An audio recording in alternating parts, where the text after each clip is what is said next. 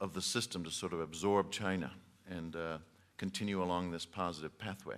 Would I be right? Partly right, and let me explain what I think.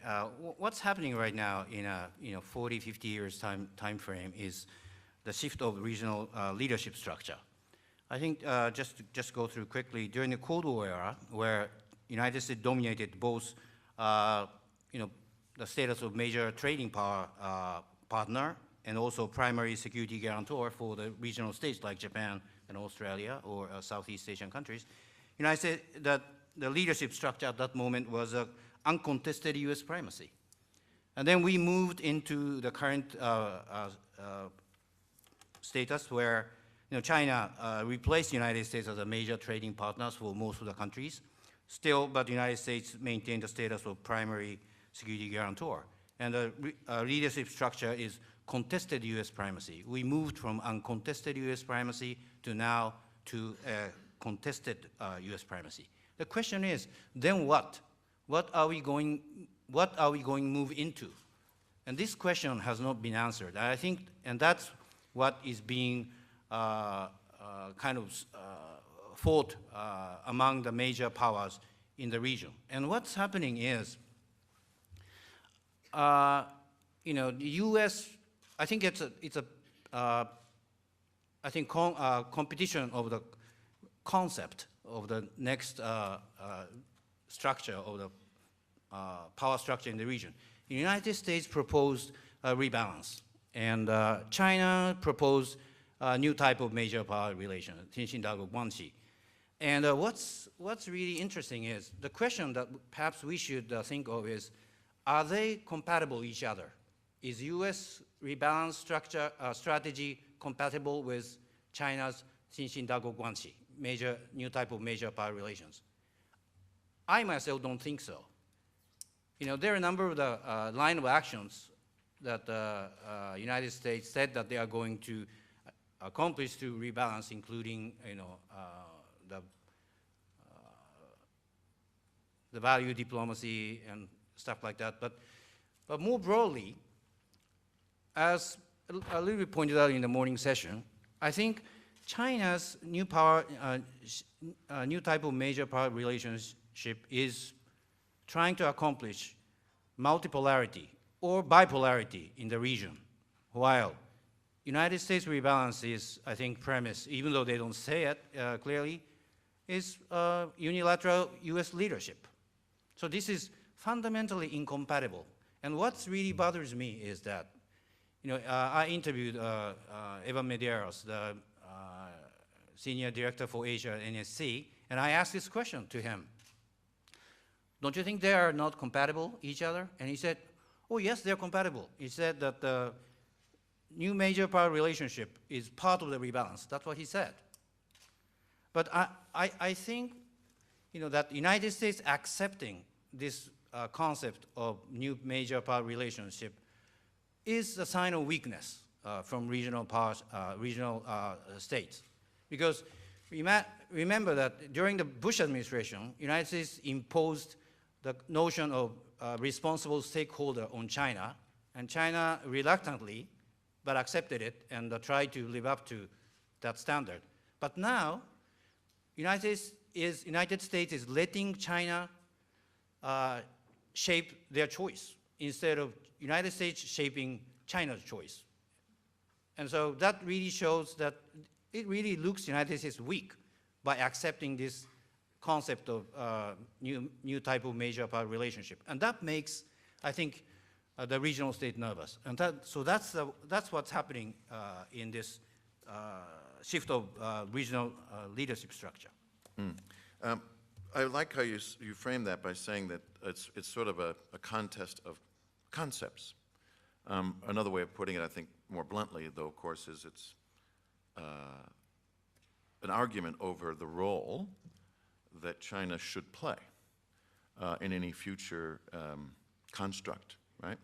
And I guess in part because of the doubts that still persist about the strategic landing place that we heard about earlier today, it makes it difficult. Lynn, did you want to chime in on that? I wanted to ask you, can we not, I mean, I agree with you that this evolving situation is what causes the anxiety. There's no doubt about it. Like Bates already said, we don't know what kind of a power China's going to become, so that causes anxiety in itself. But can we not have two strong powers? Does it have to be the US being weak if the US is willing to share some power? Well, the problem is, just as Xi Jinping has been saying these days, that the Pacific is big enough for two countries. Maybe physically, geographically so, but this is not just splitting the Pacific in two pieces. But there is a competition for the norms or the way, the concept to how to construct the regional order. It is symbolized, for one thing, about the definition of EEZ by China. And as you know, it's totally different from the rest of the, the regional states or world. And also, when they talk about core interests, when they talk about core interests, they think that, once they could let United States admit the core interests of theirs, that they can do actually whatever they want. And that's exactly what happened. You may remember that 2009 when President Obama first visited China, there was a phrase that mutual respect for core interests is important. And it was in the joint statement. And we all remember what happened, starting with the Copenhagen Climate Change Conference, where China became really assertive toward the end of 2009 and 2010. We had Senkaku incident, all those, argument that China became aggressive beyond assertive. And then 2011, when Hu Jintao visited Washington, D.C., United States apparently realized that it was a mistake to admit this mutual respect for core interests. They took it out from the joint statement when Hu Jintao visited United States in 2011. And so, here is always competition for strategic leadership between China and the United States. It's subtle, but it's there. And so it's not just, it's not that easy for those two countries to coexist because they always compete. And those countries who are going to suffer from that kind of competition is smaller countries. Steve, did you want to jump in here? One of the colleagues earlier said that, yes, we used to have a duopoly, US and the Soviet Union, but the potential duopoly we have, US and China, won't be driven by the same ideological differences. And that's right. But I think there's one really important point which is different about the US-China relationship as China rises that was different from the US-Soviet Union relationship. In the Cold War, the Soviet Union and the United States had a highly developed political, strategic, military engagement because the risks of miscalculation with the overabundance of nuclear weapons was so high that the military and political side of the relationship had to be first class. But the United States and the Soviet Union had next to no economic engagement.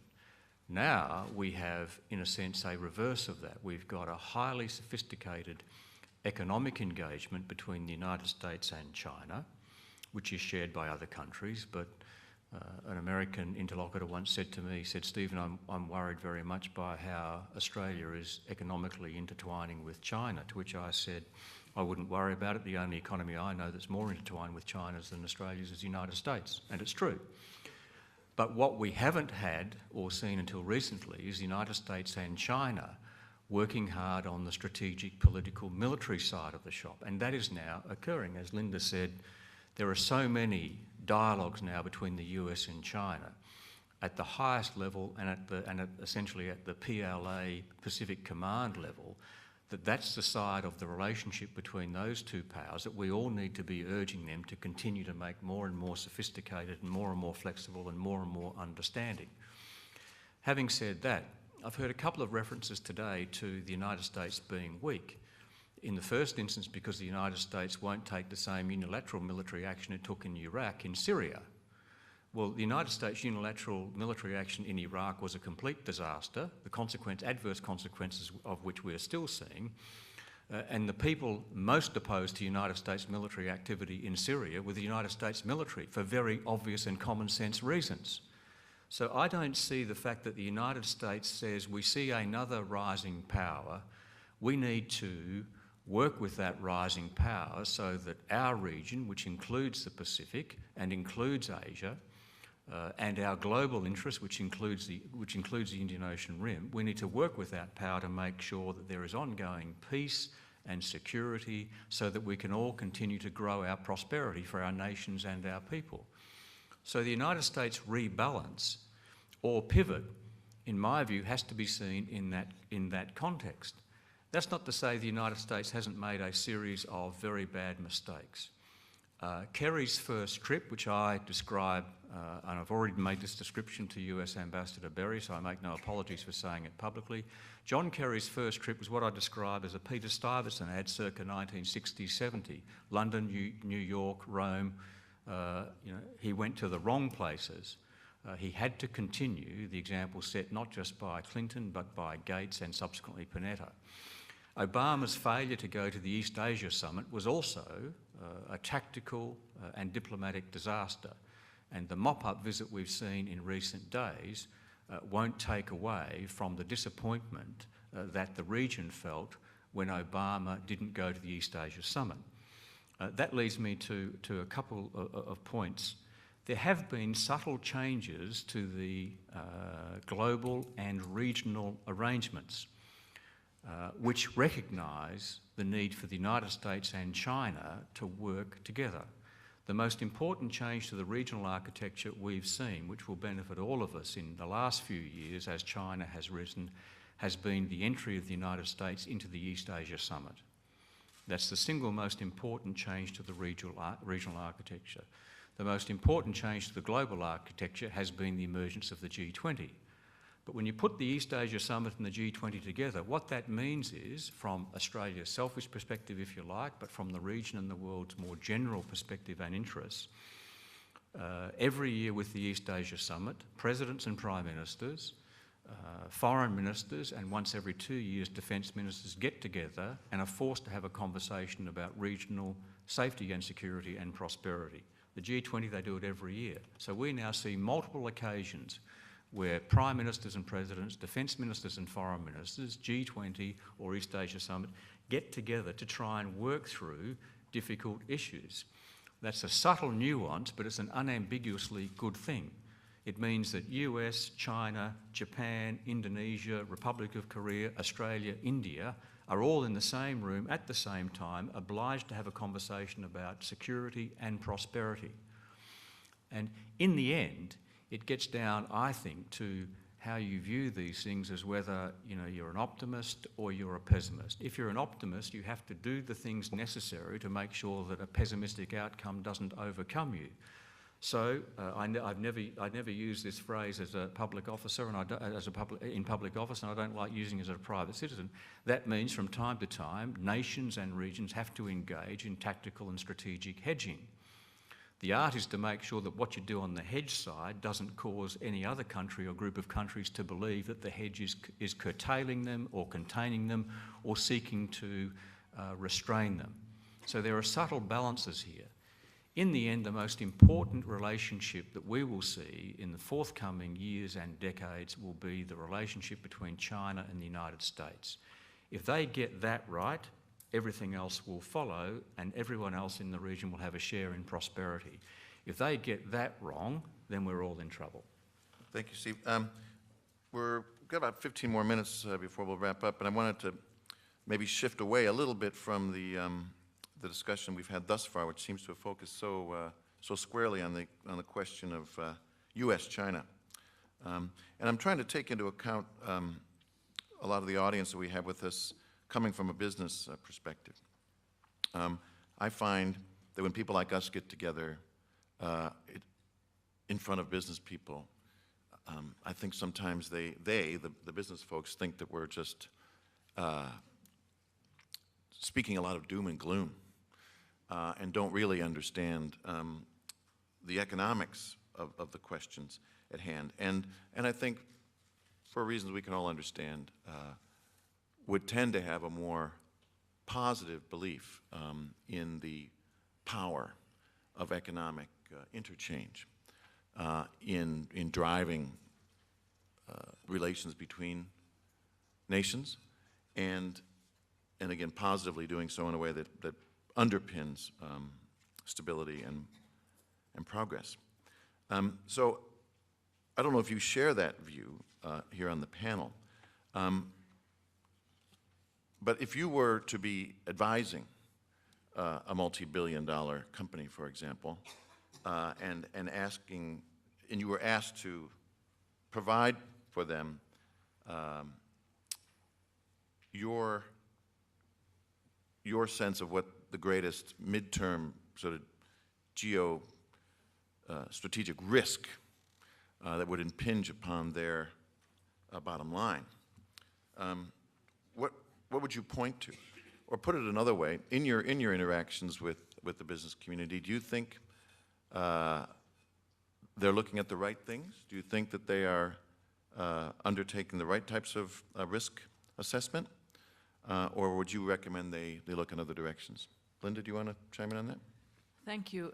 In the midterm, I would say if we're looking at geostrategic risk, China's ability to stay on the reform track, the Communist Party of China's ability to stay in power, which means that economic prosperity must continue. It's a tall order. They've got a lot of very tough reforms in front of them, as we all know. Xi Jinping's ability to provide crumbles of that China dream, which will keep the middle class content to keep wanting more prosperity and perhaps not go out onto the streets and demand transparency and accountability. So what I'm saying is the ability of the Communist Party to stay in power and continue to deliver prosperity to its people, I would say that's really the key question in the midterm. Yeah. My sense is oftentimes when you hear remarks of business persons as they come back from spectacularly successful visits to China, that pretty upbeat on that question. They're upbeat on that question, aren't they? These guys know what they're doing, and they're going to stay in power, right? I fully agree with you. In the short term, I would 100% agree. I've lived such a long time in China. I've been a student of China for such a long time. We've heard about the collapse of China. Every time there's a real crisis, people are again talking about it, and they always prove us wrong. They muddle through and do it even better next time. But in the midterm, I do think that China is coming up to some very significant challenges domestically, which will test the viability of the Communist Party to deliver.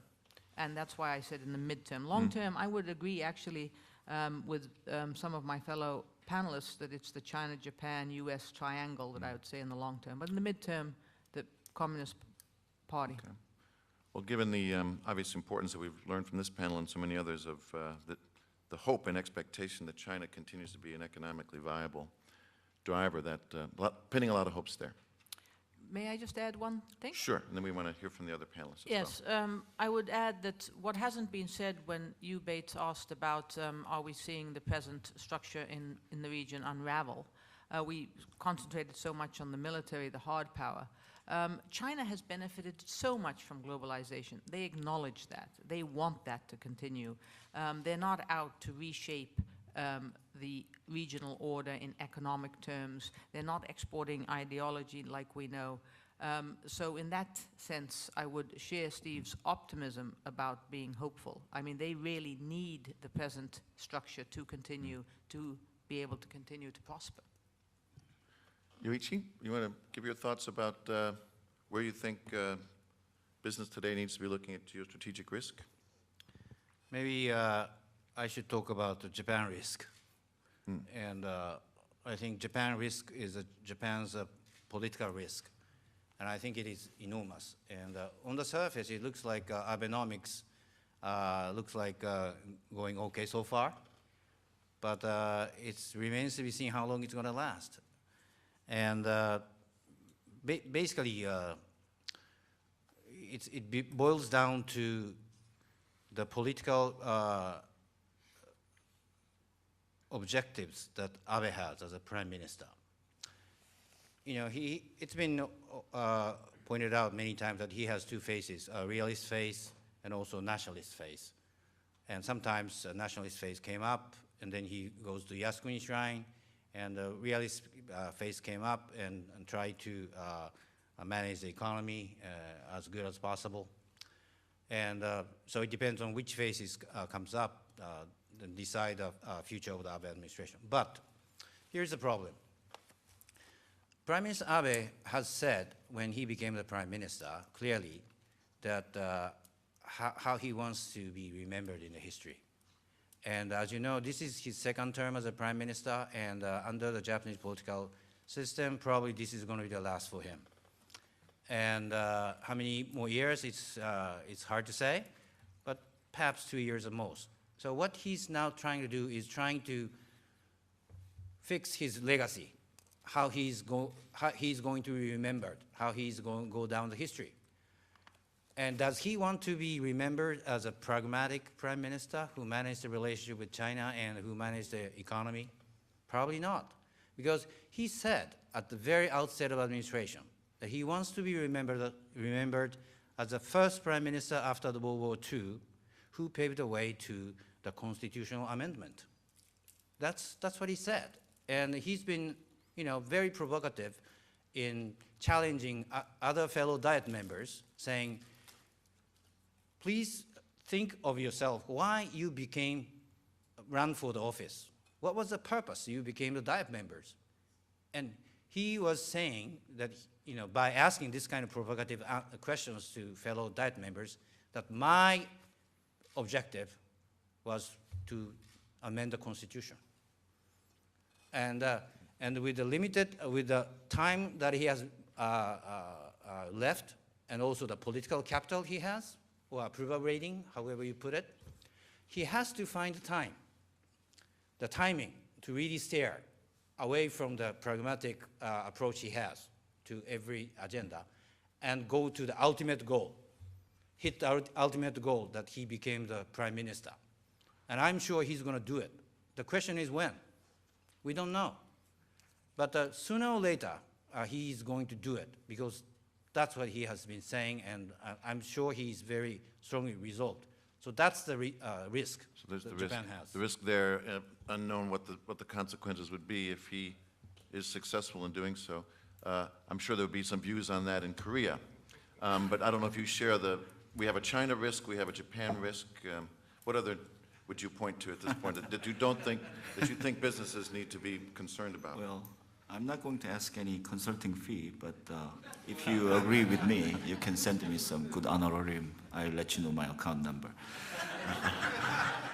I think I'll share three kinds of my thoughts. One is Australian CEOs or big businessmen do not have to worry about US-Chinese competition, because we never know who will be the economic number one. Economically, in terms of size, there will be a number one economy in the world.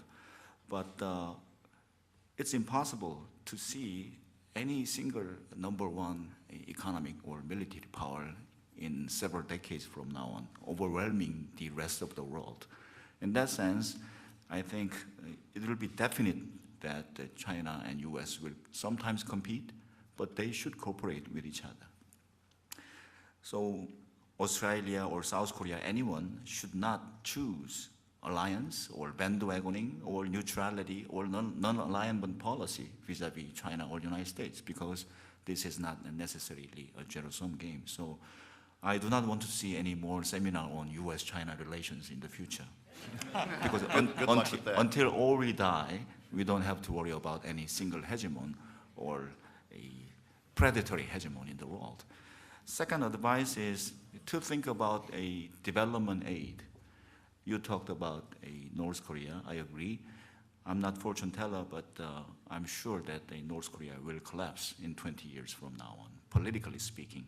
So that will signal a constitutional or political reunification, but it will last for more than 100 years since then to make an economic and societal unification. In that sense, many businessmen can think of educational service and infrastructure and investment or legal service and humanitarian assistance. And Soviet Union is really eager to make that cooperation with South Korean companies to Vladivostok and Sakhalin area. And also China is thinking of 3 northeastern provinces. So Australians should be interested in that. The other one is, as a hosting nation of G20, Australia can help other developing countries and give a good advices, particularly countries with a multi-ethnic society and rich in natural resources. Final advice is about climate change. Nobody today mentioned a climate change and conference of the parties. For the last 19 years, international society, 196 countries has been struggling to agree upon specific target level of a CO2 emission level. Maybe this current incumbent cabinet in this country is more reluctant and sensitive, but I'd like to say that you should think about your portfolio once again, because fossil fuels not anymore for the advanced countries. So if you can have some long-term strategy mixing these two and several sources of energy supply, you can come up with some balanced solution. Thank you. All right, we have 1 more minute left on our panel, Steve. I'll leave the last word to you, and then I know that Linda has to race out the door to get to the airport. Well, in 1 minute, I'd say if you're a large multinational company, you don't need my advice. You just need to remind yourself of Linda's advice, which is exactly the same advice that Andrew had over lunch, which is I look at how China continues to grow its domestic economy. For all of our conversations about China and external strategic implications, China remains almost exclusively domestically focused and continuing to grow their economy. So my advice to a big business would be, if you're not already in the ground floor in China, Beijing, Guangzhou, Shanghai, then unless you're thinking of going west, Chengdu or Chongqing, I wouldn't worry about China. You're 30 years too late. But you're not too late for India. And I've never known business to do anything, large business to do anything other than take a long-term investment perspective. If you want to get in on the ground floor now on something that in 30 or 40 years' time is going to reap your rewards, then go to India. If you're Australian minerals and resources, go to Africa. Because the one thing which has always held Australian business in good stead in China has been the fact that our early recognition of China with the One China policy 2/73 has always held us in good stead when China wasn't necessarily as fashionable then as it was today. And then being an early and reliable partner in terms of minerals and subsequently petroleum resources. So my advice would be that on China, but my ultimate advice would be look west, think India. All right. Well, ladies and gentlemen, I hope you found that as edifying as I did. Linda, unfortunately, had to rush off to the airport, so she won't be receiving your accolades and applause, but please join in delivering that to their other panelists. Thank you so much.